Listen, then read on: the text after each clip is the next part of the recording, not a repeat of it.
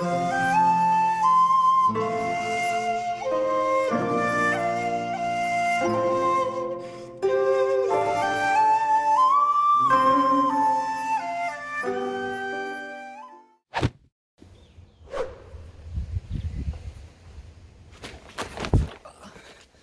again everyone, and we've got yet another video to come. So this time I'm hoping you've been practicing your biomechanics on your kicks, and this is going to follow on from that one.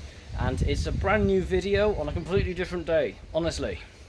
Okay, so what we're going to work on this time is we're going to work a little series of kicks. Now I picked this one up from a course I did with Sensei Dave Hazard, and I absolutely loved it.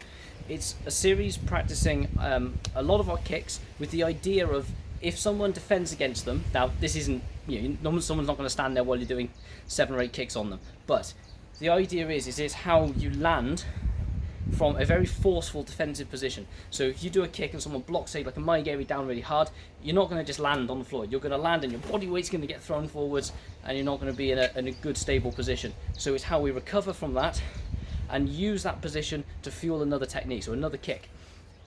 And this happens several times. Okay, so I'm going to show you the kicking action, and I'm going to do it in the, if I call it good form, standing up, good posture. The second time I do it, I'm going to do it simulating as if someone is blocking forcefully a technique, and then you can see what happens is our body puts us in a position where we utilize a kick at the best possible angles, and we can get the best force out of them. For most of the visuals, I'm probably going to go Jodan on a few kicks, but realistically, these are all things that are going to happen self-defense wise. Lower body, you're going to be kicking to the groin, the backs of the knees, the inside of the legs, any nasty point you can hit. Okay, you're not going to try and get a Jodan kick while you're wearing jeans. Some people can't do it anyway. I can just about still. Hopefully I'm not reflecting too much on the, that's good, you can still see. Okay, so coming up, and like I said, if it's a bit windy and there's too much noise, I'm going to put another voice over instead, and hopefully you'll enjoy it. See you soon. Okay everyone, here we go. So this one is a kicking exercise that will let us work in different positions as though we've been defended against, and we've been forced to land in a very awkward position. I gotta remember, breathe. Breathe. If you don't breathe, you die. Okay. So what we're gonna do, we're gonna make sure now we use our body positioning. I'm gonna do the first set, just run it through, just so you can see it. I'm going to do it in full posture, then I'm going to do one to simulate as if I've been defended. Great to do with a partner. If you've got someone in the house you can practice with, just make them forcefully block in a position that throws your leg to the ground. Imagine you can't quite get your recoveries proper. Okay, so from here, from a nice guard position here, we're going to kick maigeri. Now these are typically done at short range, but I'm going to kick Jodan, as I said, to show you just some of the body positioning.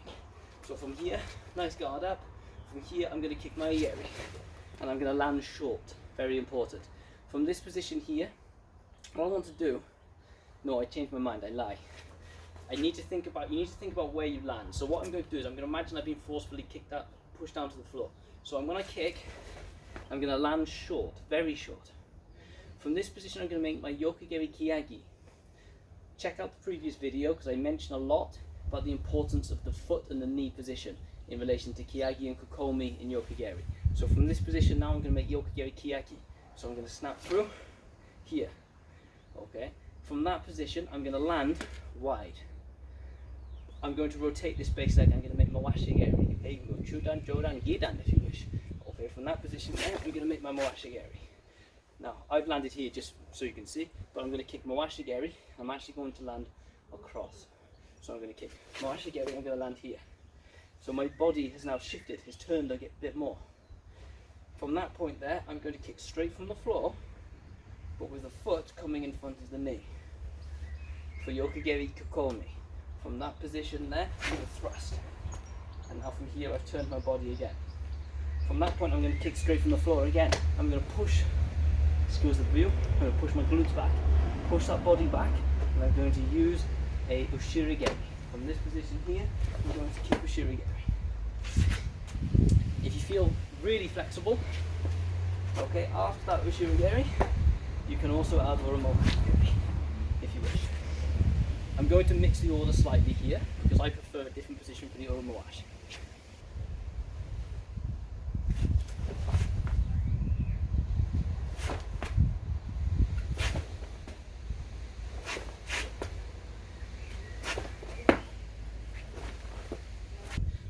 2 of this one is to show as if you've been blocked, because it doesn't quite look right. It looks like I'm doing it very badly when I'm trying to do it with good posture. Imagine now on each of these I'm getting blocked. So from here, I kick my geri, someone forcefully defends themselves, slamming that leg down to the floor. So I kick my geri and bang, it knocks me forwards. Bad position, vulnerable, get those hands up. From that point, I'm going to try and get a quick yoki-geri kiagi in. Minimal hip use, nice sweeping action, likely to kick to the groin, which is not somewhere they want to be kicked, so I'm going to come up here for that yoki-geri kiagi. If it hits, great. If it doesn't hit, they're likely to try and sweep that leg out of the way. So I'm going to kick it, and I'm going to land awkwardly off to the side. Now my body is exposed to someone in front. So I'm going to use this outside position and make my washi-geri. Rotation on the base foot, but it's a minimal rotation compared to doing it in a straight line, because my partner's here. I'm hitting here. So from this point, I'm going to rotate, I'm going to roll that hip round here, and I'm going to kick straight from the floor. Let's say they dodge, they move, they lean, they knock it out of the way. I've now overturned. Difficult recovery, I've come across here. This is where the flexible people would love to get an uruma washi-geri in, so this is probably the best point to put it. From here, lean the body back, up you come. Uruma washi-geri is a short range kick normally. Bang, round into the kidneys. If you feel flexible, let's get nice and high. So from here, up and round and down. Now imagine they blocked it, throws our body a bit further. So I take the hit and bang, I've fallen badly. Okay, hips are 45 degrees. Yoki-geri komi time. From there, the foot in front of the knee. From that point, thrust back. Okay, they hit my leg away again. That's fine. I've landed, I'm going to kick straight from the floor, and I'm going to go straight into ushirigeri. Okay, lovely little rotation. Think of it as straight, and then slowly turning the body away from the partner until you're essentially facing in the other direction.